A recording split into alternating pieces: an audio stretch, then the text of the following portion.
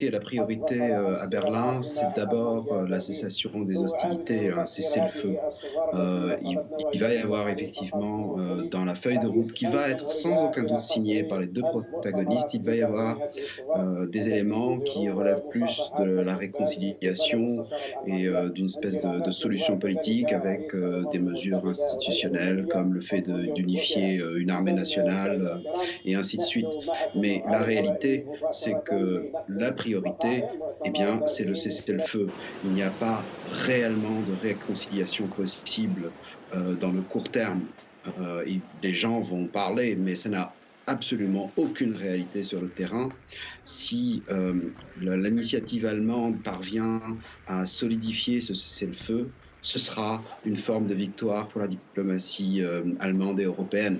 Ce sera En déjà faveur beaucoup. de qui, justement, pèse aujourd'hui le rapport de force?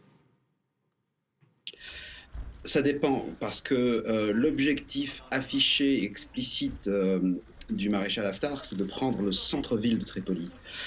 Donc là, c'est intéressant parce que quand on regarde une carte de la Libye nationale, la Libye dans son entier, il possède, et c'est vrai, un contrôle sur environ 85% du territoire. Le problème, c'est que la zone qu'il n'arrive pas à pénétrer, c'est une zone qui comporte 45% de la population. Donc soit vous regardez la surface géographique et vous avez l'impression qu'effectivement le maréchal Haftar est près de la ligne d'arrivée, ou alors vous regardez la réalité de cette guerre urbaine qui a commencé le 4 avril et qui est soutenue par de nombreux États. Et ces États-là soutiennent un poulain qui n'arrive pas. Et une des raisons, c'est à cause de la taille démographique gigantesque de la zone qui n'arrive pas à pénétrer. Jalel Archaoui, on voit les uns et les autres accourir au chevet de la Libye.